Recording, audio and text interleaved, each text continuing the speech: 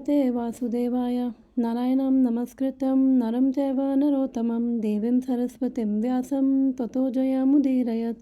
शृण्वतां स्वकथा कृष्ण पुण्यश्रवणकीर्तन हृदयन्तस्थो हि भद्राणि विधुनोति सुहृत्सतं। नष्टप्रायेषु अभद्रेषु नित्यं भागवतसेवया भगवती उत्तमश्लोके भक्तिर्भवति नैष्टकी। कृष्णाय वासुदेवाय देवकीनन्दनाय च नन्दगोपकुमाराय गोविन्दाय नमो नमः। मूकं करोति वाचालं पङ्गुं लङ्घयते गिरिं यत्कृपातमहं वन्दे श्रीगुरुदीनतारिणं। हरे कृष्णा कृष्ण कृष्ण हरे हरे, हरे राम राम राम हरे हरे। नमो विष्णुपादाय कृष्णप्रेष्ठाय भूतले श्रीमद्भक्तिवेदांत स्वामिनिति नामिने नमस्ते सरस्वती देव गौरवाणी प्रचारिणे निर्विशेष शून्यवादी पाश्चादेश तारिणे। जगतगुरु शिला प्रभुपाद की जय, शिला गुरुदेव की जय। Hare Krishna, welcome everyone. तो हम आज रीड कर रहे हैं Shrimad Bhagavatam canto 1 chapter number 3 verse number 42। Chapter का नाम है भगवान कृष्ण सभी अवतारों के स्तोत्र। तो एक बारी वर्स पढ़ते हैं फिर हम स्टार्ट करते हैं। स तु संश्रवयामास महाराजं परीक्षितं प्रायोपविष्टं गंगायां परितं परमर्षिभिः। एक सेकेंड। हरे कृष्णा कोमल माता जी। हरे कृष्ण माता जी। स तु संश्रवयामास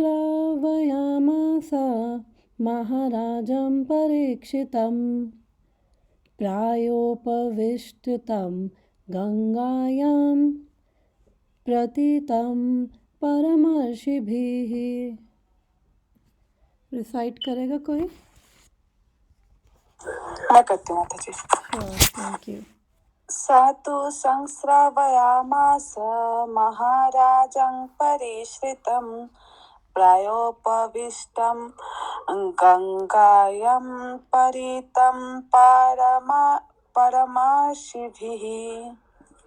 ओके, तो इसके वर्ड मीनिंग एक बार ही देख लेते हैं। स मतलब वो एक्चुअली शिला सुखदेव गोस्वामी जी को बोल रहे हैं। और स तु संश्रवयामासम कि जो शिला सुखदेव गोस्वामी जी हैं उन्होंने संश्रयावासम यानी कि सम्यक रूप से यानी कि प्रीतिपूर्वक क्या किया उन्होंने, परीक्षित महाराजम परीक्षितम यानी कि परीक्षित महाराज को जो प्रेमवश उन्होंने ये श्रीमद् भागवतम का जो ये ज्ञान दिया। बिकॉज जो गुरु होते हैं वो उनको बहुत खुशी होती है अगर वो ये ऐसे ट्रांसेंडेंटल सब्जेक्ट मैटर भगवान के बारे में अगर शिष्य सुनने में इंटरेस्टेड होते हैं तो वो बहुत प्रीतिपूर्वक उन्हें ये ज्ञान देते हैं। और फिर वो कह रहे हैं कि प्रायोपविष्टितम गंगाया, मतलब कि जो प्रायोपविष्ट मतलब कि जो परीक्षित महाराज हैं वो ये व्रत लेकर बैठे थे कि वो अन्न और जल दोनों त्याग देंगे जब तक मृत्यु नहीं आती। और कहाँ पे? गंगा के तट पर। फिर बोल रहे हैं परितम परमर्षि भी। तो परितम का मतलब वो जब ये गंगा के तट पर वो गए थे, जब सुखदेव गोस्वामी जी उनको ये कथा सुनाने के लिए आए थे तो उस समय वो अकेले नहीं थे, वो घिरे हुए थे, वो सराउंडेड थे किनसे? परम ऋषि भी, महान ऋषियों से। तो एक बार पहले इसका इस वर्स का हम पीछे से लिंक देखते हैं क्या है। तो अब ये जो वर्स है, ये जो वर्स नंबर श्लोक 40 से लेकर 44, तो ये क्या है, ये लास्ट सेक्शन है इस थर्ड चैप्टर का, जिसका नाम है भगवान कृष्ण सभी अवतारों के स्तोत्र। तो ये जो चैप्टर 3 है, इसके अंदर बेसिकली 2 क्वेश्चंस हैं, उसके आंसर हैं। नैमिषारण्य में जो ऋषिगण थे उन्होंने टोटल 6 क्वेश्चंस पूछे थे, तो इस चैप्टर के अंदर 2 क्वेश्चंस के आंसर हैं। तो एक तो ये क्वेश्चन उन्होंने पूछा था कि भगवान के अवतारों का वर्णन इस भौतिक संसार में जो भगवान आते हैं, डिफरेंट अवतार आते हैं, तो उसके रिलेशन में भगवान के अवतारों का वर्णन। तो हमने इस चैप्टर में पढ़ा, स्टार्टिंग ही उन्होंने पुरुष अवतारों से करी पहले 5 श्लोकों में। यहाँ पे तो उसने बताया कि यही हैं जो पूरा ये क्रिएशन मेंटेनेंस कर रहे हैं, जो 3 विष्णु के जो फीचर्स हैं, 3 विष्णु हैं, क्षीरोदक्षाई, कानोदक्षाई, गर्भोदक्षाई। फिर उन्होंने उनका डिस्क्राइब किया। उसके बाद उन्होंने अलग अलग अवतार बताए, शक्तिविश अवतार बताए उन्होंने, पहले पुरुष अवतार, शक्तिविश अवतार, गुण अवतार, मनवंतर अवतार, लीला अवतार। तो उन्होंने अलग अलग, हमने अभी 22 अवतार तो इस चैप्टर में पढ़े ही हैं, तो वो अलग अलग कैटेगरी में जब हमने पढ़े थे तो हमने डिस्कस किया था कि कौन सा अवतार कौन सी कैटेगरी में आ रहा है। तो और अब ये तो मतलब एक क्वेश्चन था। और जो लास्ट क्वेश्चन किसी को याद है कि नैमिषारण्य के ऋषियों ने सूत गोस्वामी जी से क्या क्वेश्चन किया था, जो 6th क्वेश्चन था?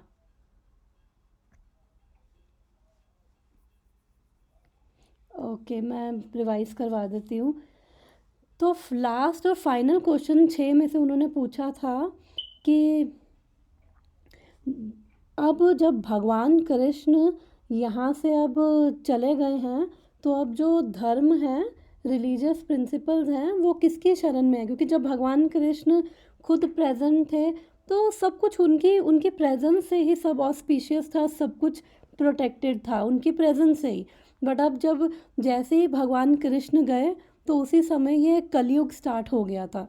तो फिर वो सब देखते हुए कि अब कलयुग है, बहुत डिग्रेडेड एज है, और वो उसके लोगों का वो सिम्टम्स वो देखते हुए उनको लगा कि अब ये धर्म जो है वो कहाँ पे उसने शरण ली है। तो एक्चुअली ये जो लास्ट सेक्शन है ये बिल्डअप कर रहा है उस आंसर को, ये 40 से 44 वर्सेस। एग्जैक्ट आंसर तो हम अभी नेक्स्ट जो श्लोक है 43 उसके अंदर एग्जैक्ट आंसर दिया है, और वो हम नेक्स्ट वीक पढ़ेंगे। और बाकी जो ये सेक्शन है लास्ट 40 से 43 तक, ये उसको बिल्डअप कर रहा है। तो पहले तो हमने ये पढ़ा है कि 40th वर्स में हमने पढ़ा था कि ये श्रीमद् भागवतम क्या है, और उसमें क्या बोला था, इदम भागवतम नाम पुराना ब्रह्म समितम, कि ये भगवान का साहित्य अवतार है, भगवान और श्रीमद् भागवतम में कोई डिफरेंस नहीं है। तो जो 43 वर्स में वो आंसर यही देंगे कि जो श्रीमद् भागवतम है वो सूर्य के समान वो उदय हुए हैं, और धर्म ने कहाँ शरण ली है, भागवतम में। क्योंकि जैसे अगर भगवान फिजिकली प्रेजेंट हो तो वही बेनिफिट श्रीमद् भागवतम से है। अगर फिजिकली भगवान प्रेजेंट हो, वो जो वरदान दे सकते हैं वही श्रीमद् भागवतम का श्रवण और कीर्तन से, उसको सुनने से, उसको पढ़ने से वही सेम हमें बेनिफिट मिल जाता है। तो उन्होंने बताया, पहले बताया कि श्रीमद् भागवतम है क्या 40th वर्स में। फिर उसके बाद उन्होंने बताया कि इस वर्स में बताया था कि ये जो श्रीमद् भागवतम है ये इट इज़ वो स्वस्ति अयनम इस वर्स में था, आई थिंक यस। उन्होंने बोला था कि ये ऑस्पिशियस है, मंगलकारी है, ये सक्सेसफुल है, ब्लिसफुल है और ऑल परफेक्ट है। जैसे भगवान पूर्ण परफेक्ट है, भगवान ब्लिसफुल है, तो ये श्रीमद् भागवतम कंप्लीट परफेक्ट है। फिर 41 वर्स में उन्होंने बताया कि अब ये जो श्रीमद् भागवतम है, तदिदं ग्राह्यमासा सूतम आत्मवतां वरम सर्ववेदितिहासानां सारम समुद्धृतम। कि अब जो ये शिला व्यास देव जी है उन्होंने, हम जानते हैं कि उन्होंने सारे ये वेदों की, शास्त्रों की, उपनिषद, वेदांत सूत्र, उन्होंने सबके जो रचना करी है वो शिला व्यासदेव जी ने करी है। तो उन्होंने बोला है यहाँ पे कि जब शिला व्यासदेव जी ने, जब यही श्रीमद् भागवतम है, वो सूतम आत्मवताम वरम किसको दिया? यही श्रीमद् भागवतम उन्होंने अपने पुत्र को दिया। और ये क्या है? सारम सारम,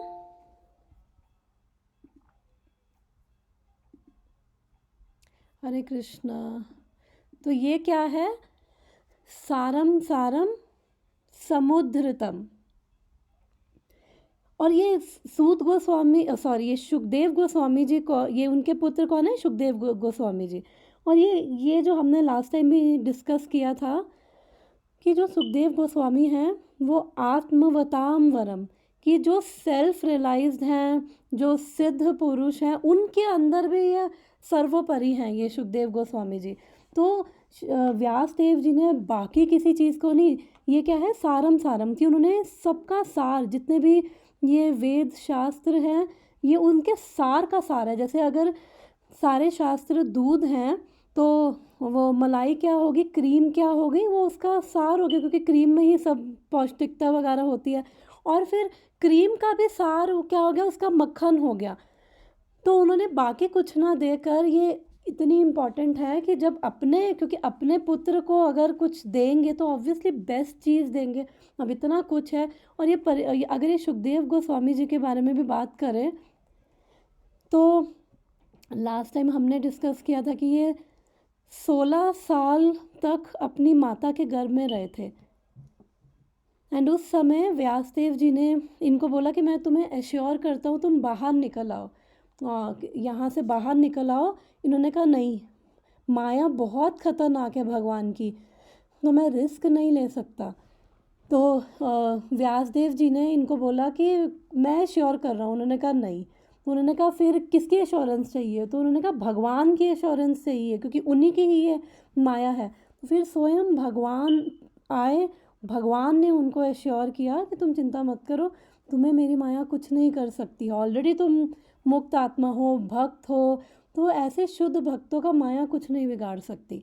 तो जब भगवान ने खुद आके एश्योरेंस दिया तो तब ये सुखदेव गोस्वामी जी माता के गर्भ से आए और 16 साल तक रहे। और 3rd कैंटो श्रीमद् भागवतम के 31st चैप्टर में वो आता है, उसका नाम है movement of living entity in the वूम। तो उसमें वो सारा बताया गया है कि कैसे 5वें रात्रि में कैसे वो एक छोटा सा बबल की तरह होता है, फिर 1st मंथ में कैसा होता है, 2nd मंथ, 3rd मंथ, फिर वो बताया कि कैसे वूम में इतनी मिजरेबल कंडीशन में जो बच्चा होता है ना, वो कुछ ज़्यादा मूव कर पाता है, और वो स्टूल और यूरिन के उस छोटे से बैग में वो बंद है, वही वो खा रहा है।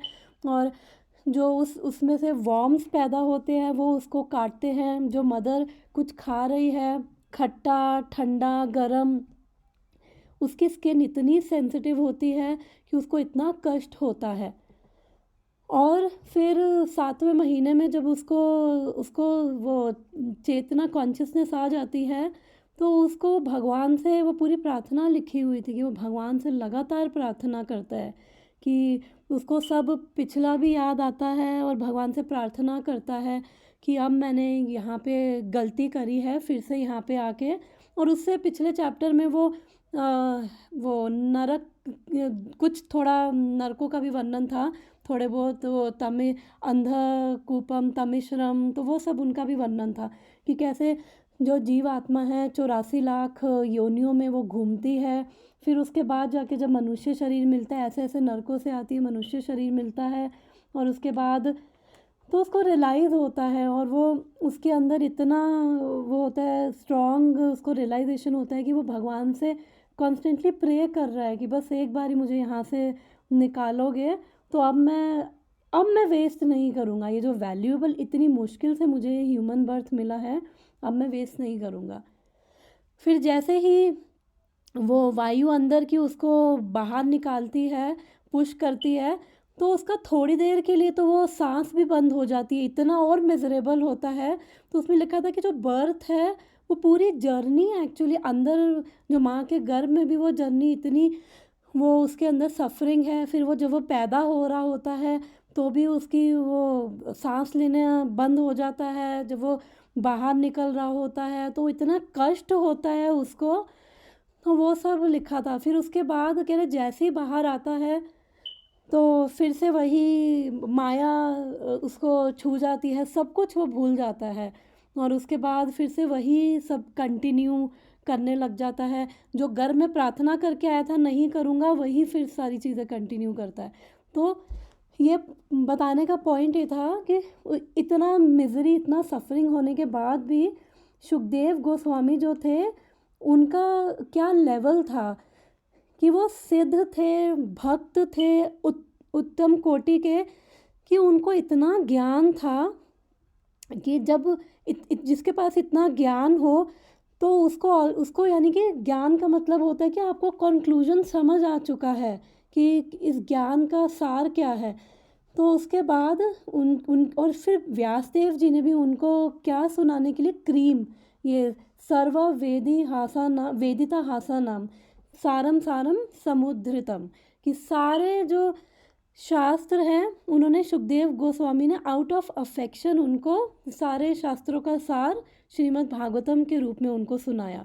और वो ऑलरेडी ज्ञानी थे, ऑलरेडी मुक्त आत्मा है वो, लेकिन उन्होंने भी श्रीमद् भागवतम को रेलिश किया, उसका श्रवण किया। फिर नेक्स्ट जो वर्स आता है, हमने पढ़ा था वर्स नंबर 41 में, 41 में क्या पढ़ा था हमने, ओ सॉरी मैं 41 का ये बता रही थी, 42 तो हम आज पढ़ेंगे। तो इसका मीनिंग देख चुके हैं, ट्रांसलेशन।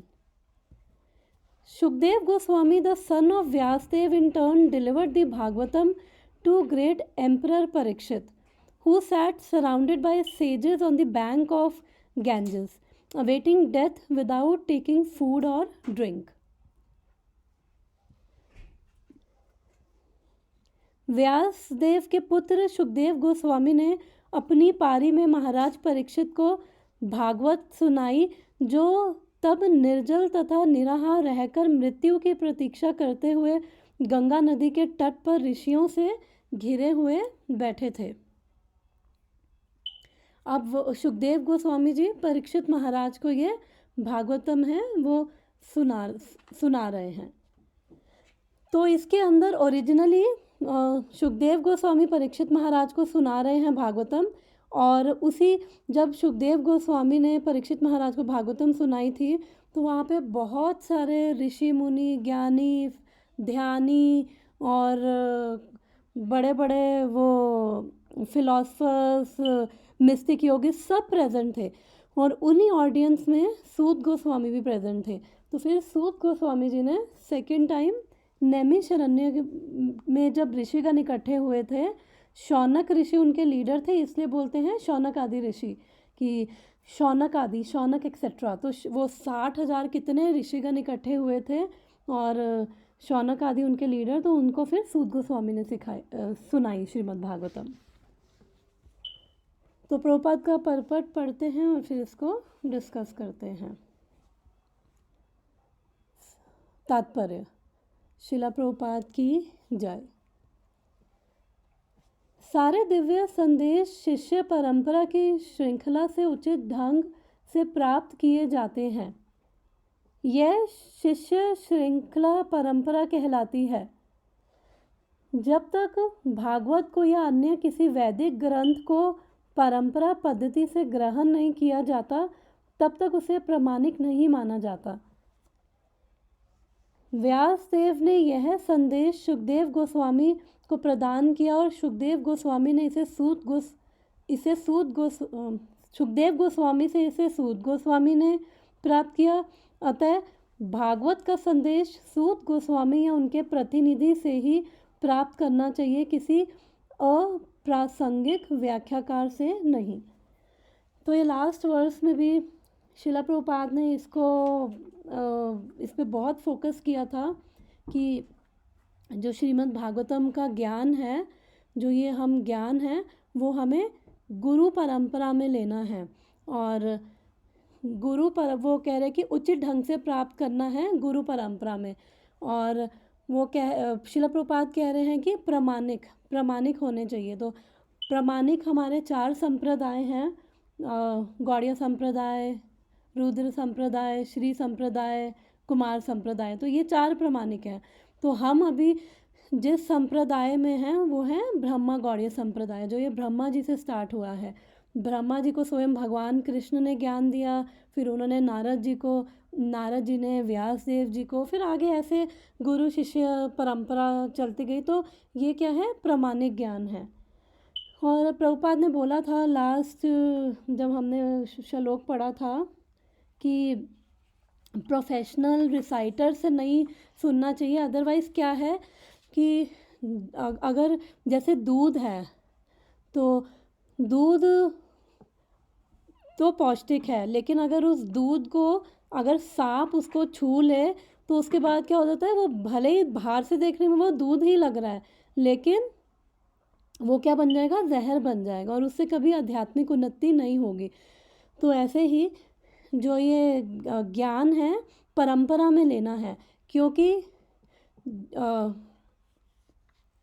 जो प्रामाणिक गुरु क्या हैं, गुरु बेसिकली क्या है, अगर हम ये समझे ना, तो जो प्रामाणिक है ना, वो प्रामाणिक गुरु है ना, he is a representative of Krishna.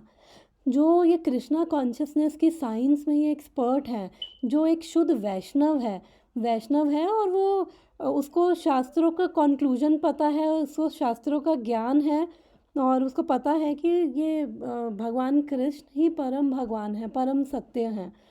तो वो क्या है, ऐसा गुरु क्या है जो शुद्ध वैष्णव है, तो वो क्या है, he is a representative, he is an extension of Krishna. तो जब ऐसे प्रामाणिक गुरु से हम सुनते हैं, तो उससे होता क्या है कि एक्चुअली ये गुरु शिष्य परंपरा क्या है, ये कनेक्शन हमारा बना रही है। तो ये हमारे जो ये टीचर्स हैं, क्योंकि हमें नहीं पता कि कैसे हम भगवान कौन हैं, कैसे उनको अप्रोच करना चाहिए, तो ये हमारा वो कनेक्शन कि ये कृष्ण से जोड़ रही है। क्योंकि जो मैंने 4 संप्रदाय बताई हैं, वो चारों की चारों संप्रदाय भगवान कृष्ण से वो आ रही हैं, और वो बोनाफाइड है, वो वैष्णव, चारों वैष्णव संप्रदाय हैं। वैष्णव कौन होते हैं, जो भगवान कृष्ण और विष्णु को मानते हैं, तो वो वैष्णव होते हैं। तो ये जो चारों संप्रदाय हैं, ये वैष्णव संप्रदाय हैं। तो इसमें जो मैं बता रही थी कि एक्चुअली में गुरु क्या कर रहा है, वो हमारा भगवान से कनेक्शन बना रहा है। जैसे एक पंखा लगा हुआ है और एक स्विच होता है, तो अगर बीच की तार का कनेक्शन नहीं है ना पंखे और स्विच में, तो कितना भी स्विच दबा लो पंखा नहीं चलेगा। तो वो तार, वो कनेक्शन क्या है, वो गुरु है, वो प्रामाणिक गुरु जिसने खुद ये रियलाइज़ कर लिया है भगवान को, जो खुद रियलाइज़ कर चुके हैं, जिनको खुद ये ज्ञान प्राप्त है, भक्ति में वो उच्चतम, वो भक्ति में उच्चतम उनकी चेतना है, उच्चतम लेवल है उनका भक्ति में। तो वही केवल जिन्होंने खुद भगवान को रियलाइज़ किया है, वही तो केवल हमें भगवान दे पाएंगे। अगर हम प्रोफेशनल वो जो ये पैसे लेके कथा करते हैं, तो अगर हम देखें, हमने लास्ट टाइम भी डिस्कस किया था, बेसिकली जो है वो हमारे हृदय में कोई इम्पैक्ट नहीं डाल सकते हैं, क्योंकि उनकी जो चेतना क्या है, उनको खुद नहीं पता कि पर्पस क्या है। उनको हो सकता है पता हो, ना भी पता हो कि भगवान कौन है, उनको बस अपना बिजनेस उनका थोड़ा सा रहता है कि ये इतनी कथा कर रहे हैं तो हमें इतना पैसा मिलेगा, और उनके लिए उतना ही सफिशेंट है। तो ऐसी कथा सुनने से क्या होगा, क्योंकि जब ऐसे जब जो गुरु के थ्रू, जब प्रामाणिक गुरु से सुनते हैं, परंपरा में सुनते हैं, तो क्या होता है, भगवान की एक्चुअली में गुरु से और शुद्ध भक्तों से वो कृपा हम तक आती है। तो मेन क्या है, वो मर्सी है, वो भगवान की कृपा है, जो ये परंपरा में आगे गुरु को मिल रही है, गुरु हमें प्रदान कर रहे हैं, फिर आगे और ऐसे वो मर्सी हम पास ऑन कर रहे हैं। क्योंकि जो ये कथा सुन रहे हैं, तो उससे क्या हो रहा है कि हमारे अंदर कृष्ण को हमारे हृदय में कृष्ण को जानने की वो कृष्ण को वो मानने की वो अंदर वो हार्ट में जो है वो प्रेरणा हो रही है, तो वो केवल एक प्रामाणिक गुरु ही दे सकता है। वो श्रद्धा, वो प्रेम जो है वो केवल प्रामाणिक गुरु। और ये ऐसा नहीं है कि श्रीमद् भागवतम आई, कथा करे, बोल दी और चले गए, बस ख़त्म, नहीं। ये जो श्रीमद् भागवतम है, अगर हमें इसकी फुल पोटेंसी अगर हमें लेनी है, जो ये भागवतम हमें देना चाहती है, अगर हम उसकी फुल पोटेंसी अगर हम रिसीव करना चाहते हैं, तो जब तक वो प्रामाणिक गुरु नहीं होगा, क्योंकि वो ही भगवान की कृपा को हमारे तक दे सकता है। वो ऐसा कनेक्शन बनाता है, वो हमारी चेतना को वो शुद्ध कर देते हैं, और वो हमारे हृदय में वो भक्ति का वो बीज अंदर वो डाल देते हैं। तो प्रामाणिक गुरु जो है उसका ये काम है। और अगर कोई प्रामाणिक नहीं है तो केवल मात्र ये वर्ड्स ही रह जाएंगे, वो उसका ज़्यादा वो नहीं। और लास्ट वर्स में तो प्रभुपाद ने लिखा था कि ये दूसरों की आध्यात्मिक मृत्यु का कारण बनेगा। क्योंकि कई बार लोग सोचते हैं अरे क्या फ़र्क पड़ता है, सुन लो, कहीं से भी सुन लो, वो भगवान का ही तो नाम है। नहीं नहीं, बहुत फ़र्क पड़ता है, क्योंकि जो हम सुन रहे हैं वो हमारी लाइफ में इम्पैक्ट करता है, वही हमारी चेतना, वही हमारी कॉन्शियसनेस को बिल्ड कर रहा है। तो अगर हम जो प्रामाणिक नहीं है उनसे सुन रहे हैं, तो जब उनके अंदर ही इतना वो भक्ति और प्रेम नहीं है, उनके ऊपर भगवान की कृपा नहीं है, क्योंकि जब अलग अल्टीरियर मोटिव्स रहेंगे, तो फिर अगर ये रहेगा कि अरे देखो कितने लोग आ रहे हैं, पहले ये चेक करो कितना पैसा मिल रहा है, क्योंकि ज़्यादा लोग आएंगे तो ज़्यादा पैसा मिलेगा, कितना बड़ा पंडाल लगाना, वो सब चीज़ों में वो चेतना रहेगी। और बड़े से बड़े फिर बीच में म्यूजिशियन भी बुलाने हैं, बीच बीच में लोगों का एंटरटेनमेंट होता रहे, वो सब कॉन्शियसनेस कहाँ जाएंगी, इन्हीं चीज़ों में जाएगी। तो जब इन्हीं चीज़ों में जाएंगी तो भगवान कहाँ गए, भगवान तो है रहे ही नहीं ना। और जब जो प्रोफेशनल होंगे तो वो पैसे ले रहे हैं, तो एक तरह से बिजनेस हो गया, तो उसके अंदर वो ज़रूरी नहीं कि परंपरा से हो, क्योंकि जो ये ज्ञान है वो जो भी दे रहा है वो क्या है, सुखदेव गोस्वामी जी का रिप्रेजेंटेटिव है। तो इसलिए हमें प्रामाणिक परंपरा में सुनना चाहिए, ताकि उससे जो है हमारा हमारा भी हमारे अंदर भी वो इम्पैक्ट हो। और फिर जैसा हमारे अंदर जो हम सुन रहे हैं उसी से ही हमारी वो चेतना बन रही है, फिर उसी से ही हमारा वो जीवन जीने का वो तरीका भी हमारा फिर वैसा ही हो रहा है। और उसी से ही हम भगवान जो हैं हमारे लाइफ की वो प्रायोरिटी भगवान बन रहे हैं। तो इसलिए हमारे अंदर भी उनके प्रति प्रेम, श्रद्धा, वो सब हमारे अंदर विकसित हो रहा है। और ये केवल प्रामाणिक गुरु परंपरा में ही हो सकता है। इवन भगवान भी भगवत गीता में बोलते हैं कि मैंने ये ज्ञान सूर्यदेव विवस्वान को दिया था, फिर उन्होंने मनु महाराज को दिया, फिर मनु महाराज ने फिर आगे इक्ष्वाकु को, फिर ये जो परंपरा टूट गई, इसलिए अर्जुन अब मैं तुम्हें ये ज्ञान दे रहा हूँ। भगवान उसमें क्वालिफिकेशन बोलते हैं कि Arjun I am giving you this knowledge because you are my devotee and you are my friend. और आगे के चैप्टर्स में भगवान बोलते हैं because you are not envious of me, you have full faith in me. तो भगवान बोलते हैं इसलिए मैं तुम्हें ज्ञान दे रहा हूँ। तो वो सबमिसिवनेस, वो एक विनम्रता अंदर आती है जब ये प्रामाणिक परंपरा से सुनते हैं। और वो हम रिसीव करने के लिए, श्रीमद् भागवतम के अंदर तो बहुत पोटेंसी है, तो वो रिसीव करने के लिए हम ओपन होते हैं।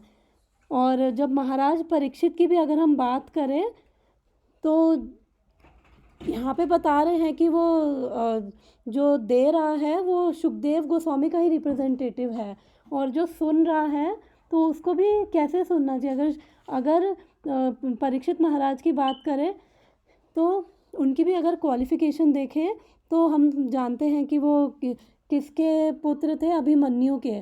और अभिमन्यु किसका पुत्र, अर्जुन का। तो एक तरह से अर्जुन के ग्रैंडसन हैं, और वो शुद्ध भक्त हैं परीक्षित महाराज।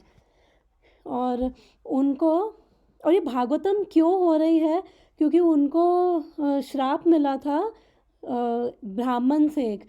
तो वो एक बारी जंगल में गए थे, तो उनको बहुत भूख प्यास लगी थी, और वहाँ पे उन्होंने एक ऋषि की कुटिया देखी। तो जब वो ऋषि की कुटिया में आए तो ऋषि जो थे वो शमिक ऋषि थे।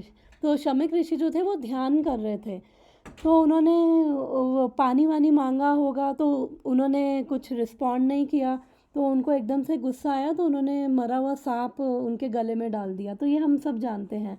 फिर उनका एक छोटा बेटा था, तो जब उसको पता चला ये, कि उसको लगा कि इतनी बड़ी इंसल्ट हो गई मेरे पिता की, तो उन्होंने परीक्षित महाराज को ये कर्ज दे दिया था कि आज से 7 दिन के बाद तक्षक नाग के काटने से आपकी मृत्यु हो जाएगी।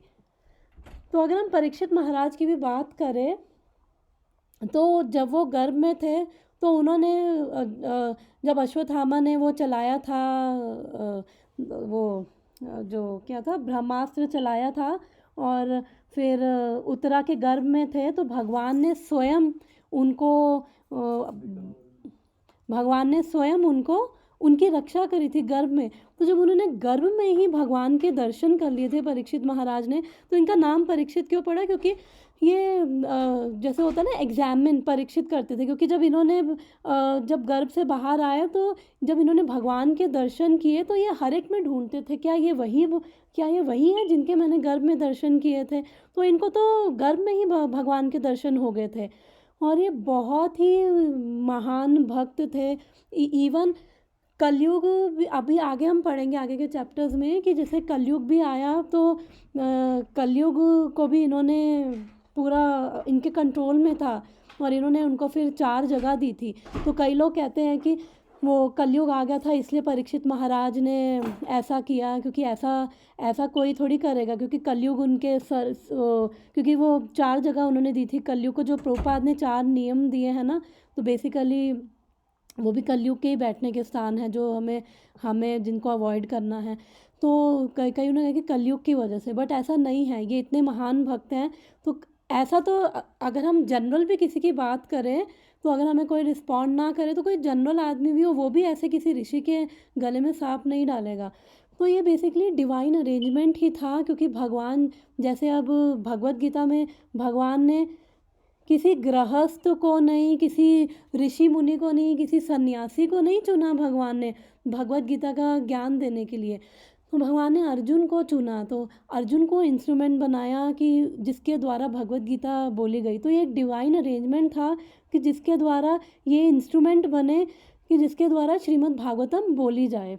और ये इजीली वो जो श्राप दिया था, तो जब शमीक ऋषि को पता चला, तो उनको तो फ़र्क ही नहीं पड़ा। उन्होंने सांप निकाल के वो आगे आता है, आई थिंक 18-19 चैप्टर में आता है, इसी के ही फर्स्ट कैंटो के ही शायद 19 में आता है, कि उन्होंने वो सांप निकाल के तो साइड पे फेंक दिया, उनको फ़र्क नहीं पड़ा। और उनका जो बेटा था श्रृंगी, तो वो 6 साल का था। तो मतलब पहले अगर हम देखा जाए, तो ब्राह्मण कितने पावरफुल होते थे, कि उसने कर्स दिया और वो कितना पावरफुल था।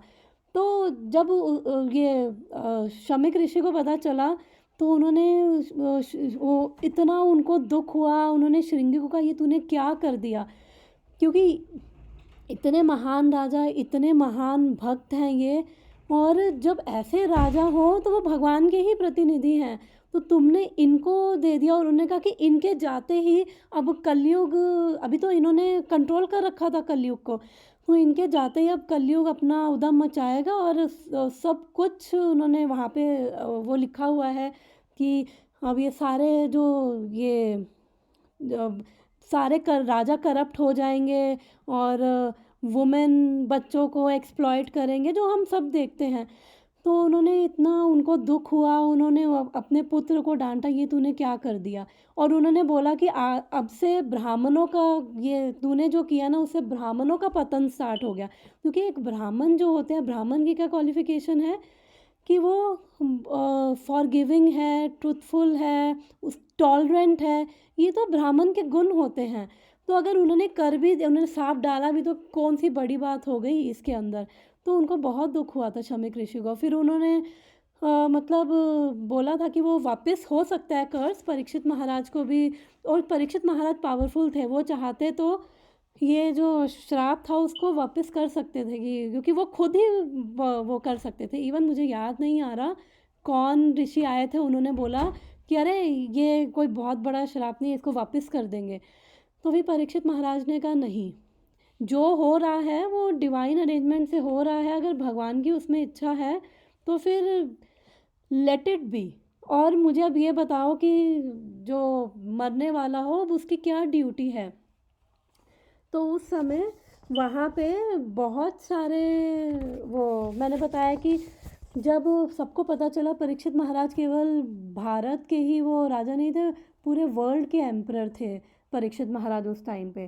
तो जब सबको पता चला तो दूर दूर से अब ये परीक्षित महाराज गंगा के किनारे चले गए हैं, और फिर दूर दूर से ऋषि मुनि, सिद्ध योगी, ज्ञानी ध्यानी और इतने बड़े बड़े लोग हैं, उनको सबको लगा कि अरे हमें अब इनको अपने अपने तरीके से बताना चाहिए, इनको क्या करना चाहिए, अब ये जा रहे हैं तो इनके लिए क्या बेनिफिशियल है। तो उस समय भगवान की कृपा से वहाँ पे ये सुखदेव गोस्वामी जी वहाँ पे प्रकट हुए। और फिर उन्होंने जब ये इतने बड़े बड़े वहाँ पे वो ऋषि मुनि थे, उनके बीच में सुखदेव गोस्वामी की एज सबसे कम थी, काफ़ी कम एज थी उस समय। लेकिन जब ये भागवतम का जब उन्होंने पूछा और भागवतम जब स्टार्ट हुई तो सब ने एग्री किया, यस यही एक जो ग्रंथ है, और इसी को ही यही सबने इसको भागवतम को रिकॉग्नाइज़ किया। और सबने वहाँ पे सुखदेव गोस्वामी को देखकर उन्होंने वो समझ गए कि ये जो है ऑलरेडी इतने एलिवेटेड सोल हैं, और श्रीमद् भागवतम जो है वो वही सबका सार, वही बेस्ट है, और वही काफ़ी है ये उद्धार के लिए। तो फिर वहाँ पे सारे प्रेजेंट थे, जिसमें सूत गोस्वामी भी प्रेजेंट थे। फिर वहाँ पे उस सभा में श्रीमद् भागवतम हुई थी। तो ये नेक्स्ट पैराग्राफ पढ़ते हैं। महाराज परीक्षित को अपनी मृत्यु की सूचना समय से प्राप्त हो गई थी, अतः उन्होंने अपना राज्य तथा परिवार छोड़ दिया और आमरण उपवास करते हुए गंगा के किनारे जा बैठे। उनकी राजसी स्थिति के कारण सारे ऋषि मुनि, चिंतक, योगी आदि वहां पहुंच चुके। उन सबों ने उन्हें उनके तत्कालिक कर्तव्यों के बारे में कई सुझाव दिए, और अंत में यह तय हुआ कि सुखदेव गोस्वामी से भगवान कृष्ण के विषय में सुने। इस प्रकार उन्हें भागवत की कथा सुनाई गई। तो अब ये परीक्षित महाराज हैं, तो अगर हम इनके कैरेक्टर से ही देखें, परीक्षित महाराज अगर हम इनको भी देखें, दुर्योधन को भी देखें, तो थोड़ा सा अगर एनालिसिस करें तो जो दुर्योधन था उसकी क्या डिज़ायर थी कि मुझे राजा बनना है, और वो उसकी इच्छा थी। तो उसने अपनी वो इच्छा पूरी करने के लिए उसने कुछ भी ये नहीं सोचा कि क्या सही है क्या गलत है। हम जानते हैं कि उसने लक्षागृह में जलाने की कोशिश करी पांडवों को, केवल उनको नहीं, वहाँ पे कुंती महारानी भी प्रेजेंट थी। जब वहाँ पे मतलब उनके साथ कुंती महारानी ये भी नहीं सोचा कि उनकी उम्र और उनकी पोजीशन कि बड़े हैं हमारे, अपने मेरी माँ के समान है, वो तक नहीं सोचा। तो उनकी इतनी वो गहरी उसकी इतनी अटैचमेंट थी दुर्योधन की, तो उसने ये सब चीज़ों को नहीं सोचा। उसने द्रौपदी के साथ जो हुआ था वो सब करने से भी नहीं हिचकिचाया, और इतना बड़ा वो युद्ध उसी की वजह से, दुर्योधन की वजह से हुआ, क्योंकि उसकी इच्छा थी कि उसको राजा बनना चाहिए।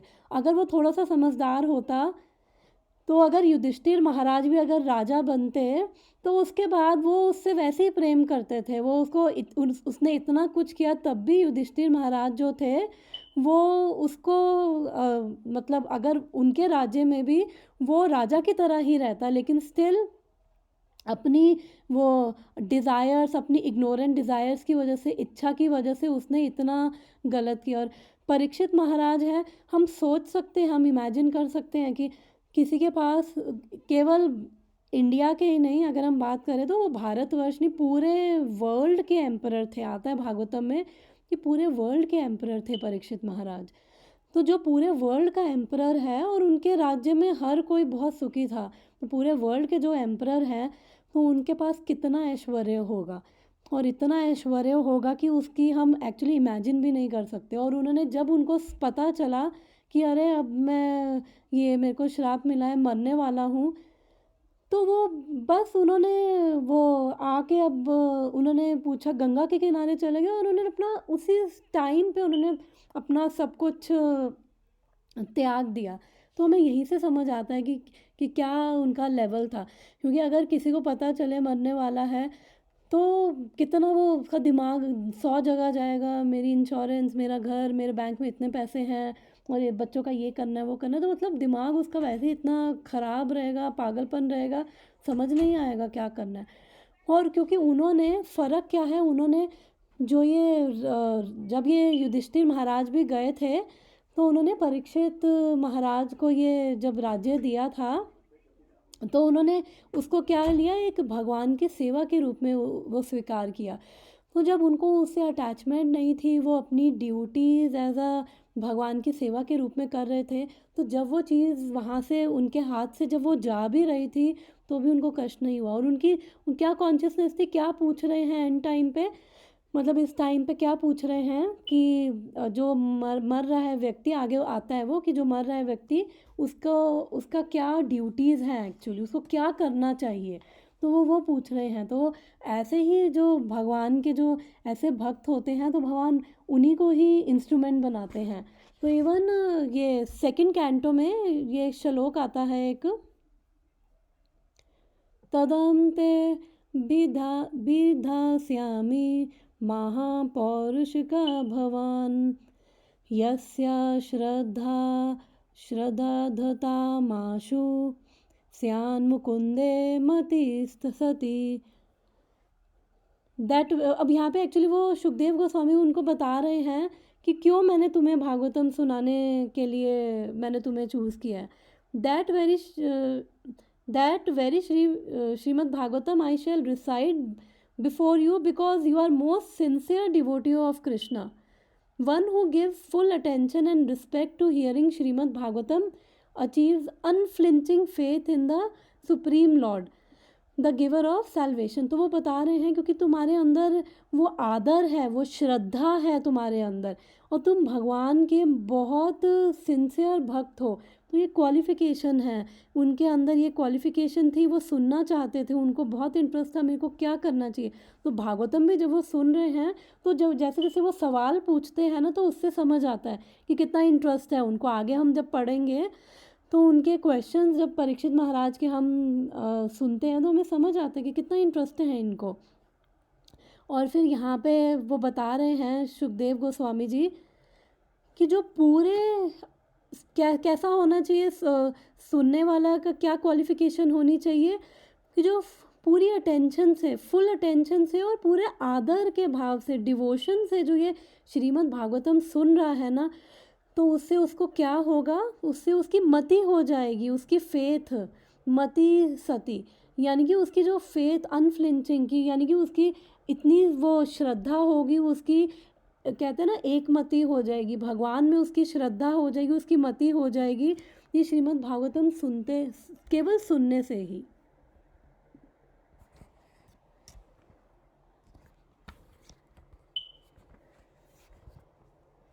ओके, तो आगे पढ़ते हैं। तो अगर हम देखें ना, अगर हम इमेजिन भी करें कि, तो इससे हमें समझ ही आ जाता है कि क्या इनका जो चरित्र था, कैसी इनकी भक्ति थी परीक्षित महाराज की, कि एंड टाइम पे इनको बिल्कुल भी ये रोहिणी, बस वो अपने जो पुत्र हैं जन्मेजय, इवन वो भी छोटा था काफ़ी, उसको बोला कि ये ले तू राज्य संभाल और मैं तो जा रहा हूँ, और गंगा नदी के पे जाके ये बैठ गए। शुकताल पे आई थिंक ये कथा हुई थी श्रीमद् भागवतम की, सुखदेव गोस्वामी जी ने सुनाई थी। तो वहाँ पे गंगा नदी के किनारे पे जाके ये बैठ गए, और फिर वहाँ पे अलग अलग सारे बड़े बड़े ऋषि मुनि, चिंतक, योगी सब वहाँ पहुँचे। और फिर उसके बाद सब ने सोचा कि सुझाव देंगे, बट सब फिर किस पे एग्री हुए, श्रीमद् भागवतम पे एग्री हुए कि यस यही बेनिफिशियल है। ओके, आई थिंक 15 मिनट्स रह गए, तो लास्ट का ये पढ़ लेते हैं। मायावादी दर्शन के उपदेशक तथा ब्रह्म के निर्गुण रूप के सार्थक श्रीपाद शंकराचार्य ने भी संस्तुति की है कि मनुष्य को भगवान के चरण कमलों की शरण ग्रहण करनी चाहिए। क्योंकि वाद विवाद करने से लाभ की आशा नहीं है। उन्होंने अप्रत्यक्ष रूप से यह स्वीकार किया कि वेदांत सूत्र की जो अलंकारमयी व्याकरणिक व्याख्या की है उससे मृत्यु के समय कोई सहायता नहीं मिलती है। तो इन्होंने शंकराचार्य जी ने क्या इन्होंने किसकी व्याख्या की थी? वेदांत सूत्रों की अपनी व्याख्या दी थी, और जिसका नाम है शारीरिका भाष्य। और ये यहाँ पे फिर इन्होंने खुद बोला कि ये मेरी जो ये अलंकारमयी जो ये व्याख्या पढ़ रहे हो बस फ्लावरी वर्ड्स हैं, ये पढ़ के ना मृत्यु के समय कोई सहायता नहीं मिलेगी। क्योंकि एक्चुअली में हमारी पूरी लाइफ में हम क्या कर रहे हैं, हम अपनी पूरी लाइफ में जो हमारी डेथ है हम एक्चुअली उसकी प्रिपरेशन कर रहे हैं। तो जो हमारी चेतना रहेगी पूरी लाइफ में वही एक्चुअली एंड टाइम पे रहेगी।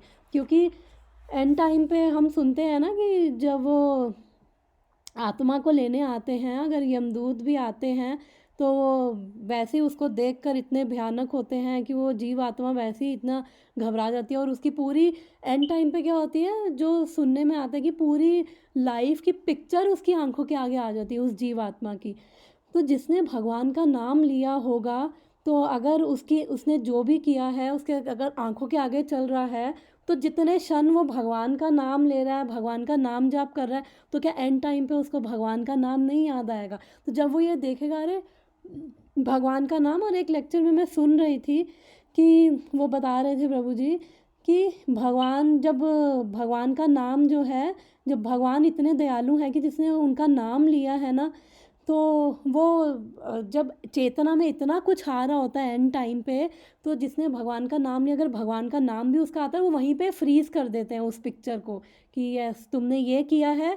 और इतना भगवान इतने दयालु हैं कि कोई थोड़ा बहुत भी करता है तो फिर उसको वो पतन होने से उसको बचाया जाता है। जो नीच योनियों में जाना होता है वो वहाँ से बच जाता है। तो इसलिए अगर हम जो ये सब कर रहे हैं, तो एंड टाइम पे जब वो पिक्चर चलेगी ना हमारी, तो वो ये सब भागवतम जो पढ़ी है, भगवान का जो नाम ले रहे हैं, भगवत गीता पढ़ रहे हैं, चैतन्य चरितामृत पढ़ रहे हैं, सब ये अंदर संस्कार बन रहे हैं, ये सब हमारी चेतना में रहेंगे और भगवान की कृपा से ये हमारी चेतना में रहेंगे।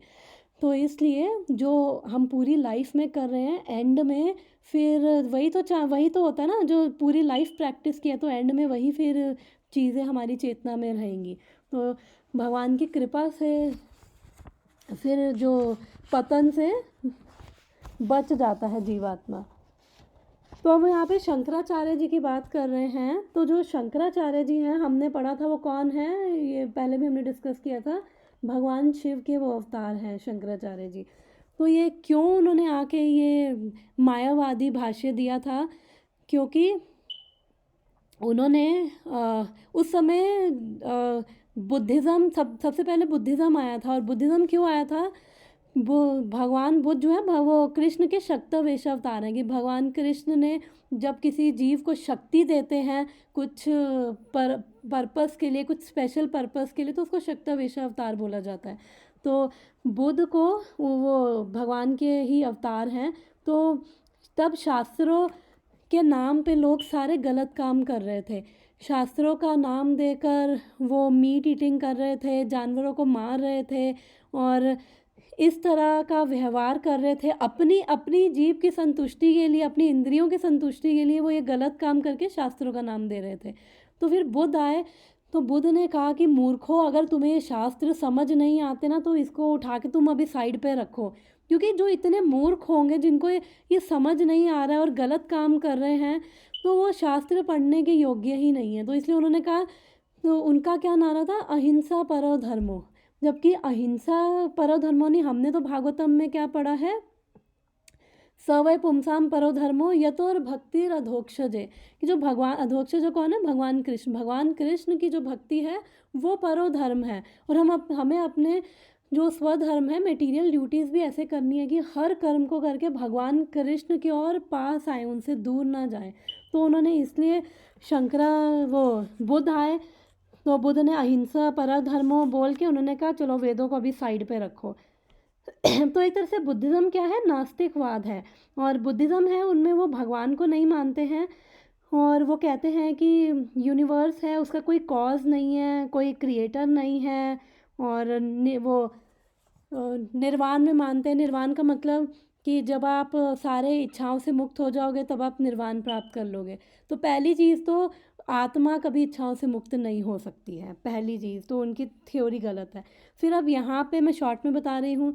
फिर उसके बाद अब ये ठीक करनी थी, ये जो उन्होंने सब बिगाड़ दी, वो पुण्य भूमि जहाँ पे भगवान कृष्ण, भगवान राम ने स्वयं वो आए हैं और अपने पैरों से उस भूमि को पावन किया, वहाँ पे वो ये सब नास्तिकवाद फैलाया।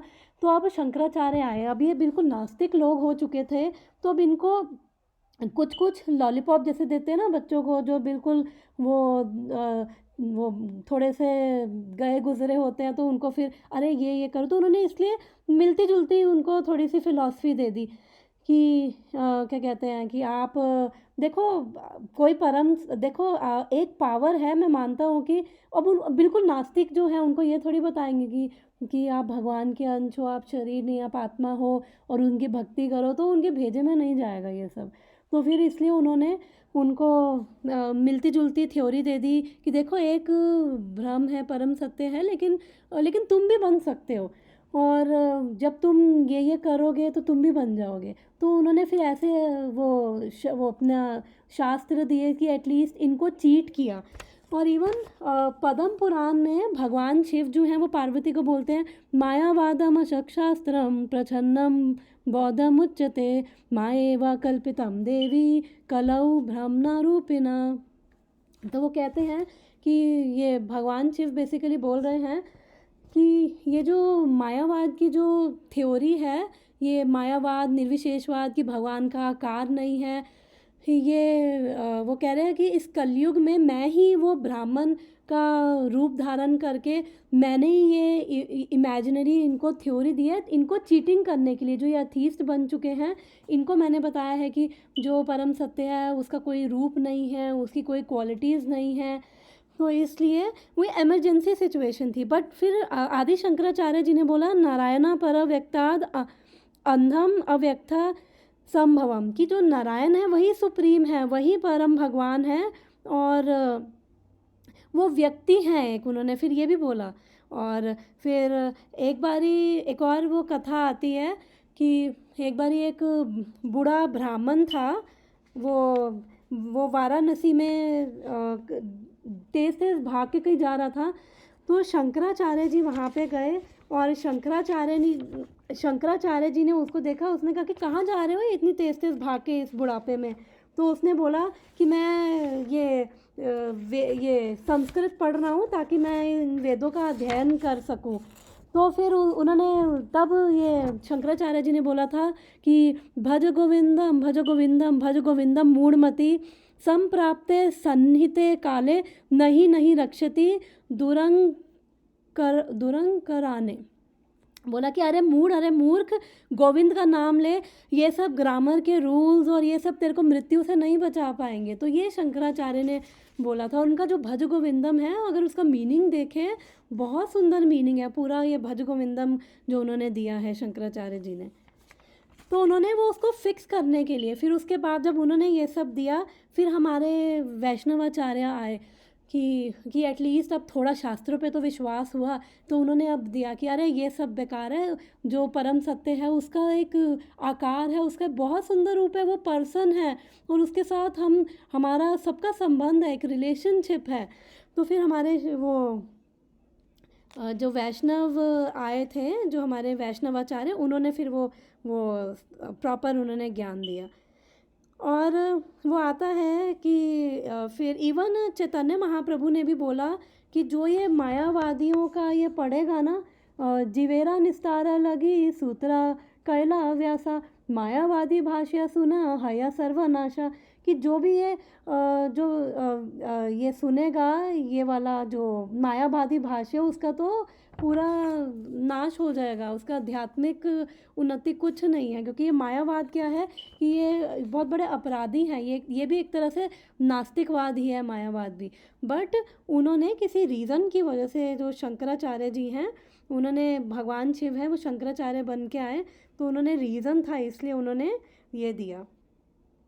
और पद्म पुराण में ये सब आता है कि उन्होंने, वो खुद बोल रहे हैं, शिव जी खुद बोल रहे हैं, वो बोलते हैं, पार्वती जी को बोलते हैं, शृणु देवी प्रवेक्ष्यामि तास्मानि यथा क्रमम येषां श्रवणमात्रेण पतित्यां ज्ञानिनाम अपि, कि जो भी मैंने ये फिलॉसफी दी है, उसको श्रवण मात्र से ही लोगों का पतन हो जाएगा।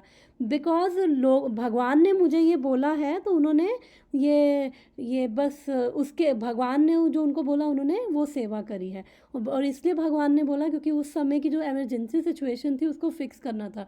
अब जिसको बिल्कुल नास्तिक है, जिसको कुछ भी नहीं पता, तो उसको मिलता जुलता वो फिलॉसफी दी गई, अरे तुम भी परम सत्य बन जाओगे, तो ये खुश होते हैं मायावादी की, हम भी एंड में वो भगवान बन जाएंगे, ब्राह्मण बन जाएंगे, और हम भी फिर कंट्रोलर, और वो सब अंदर सटल लेवल पे हमारे अंदर चीज़ें होती है ना, कंट्रोलर बनने की, इंजॉयर बनने की।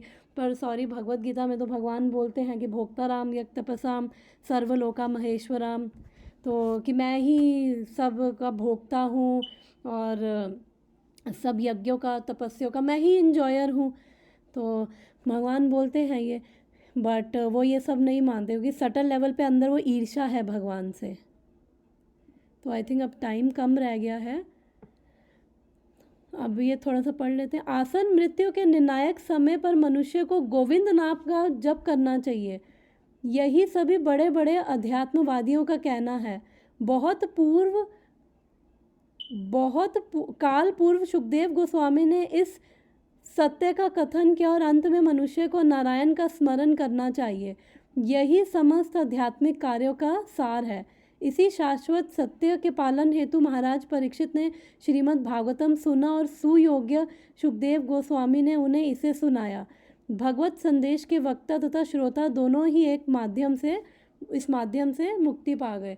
तो जब हम प्रामाणिक सोर्स से सुन रहे हैं, तो वो कृपा एक्चुअली हम पे आ रही है, वो मर्सी आ रही है, और उस कृपा, उस भगवान की कृपा से हमारे अंदर वो भक्ति और प्रेम हमारे हृदय में वो जागृत होता है, वो, और भगवान के प्रति।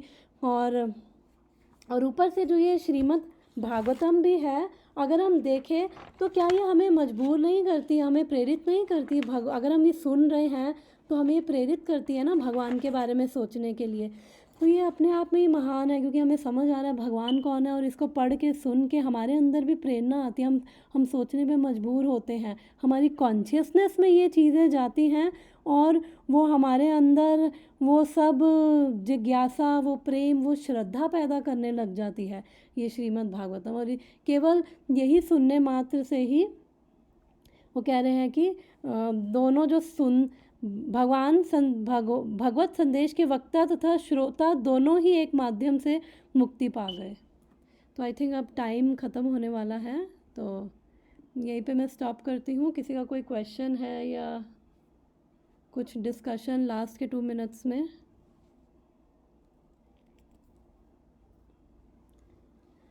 ओके, ग्रंथराज श्रीमद् भागवतम की जय। Thank you so much everyone for joining. Thank you, Mataji. Hare Krishna. Thank you, Mataji. Hare Hare Krishna. Krishna.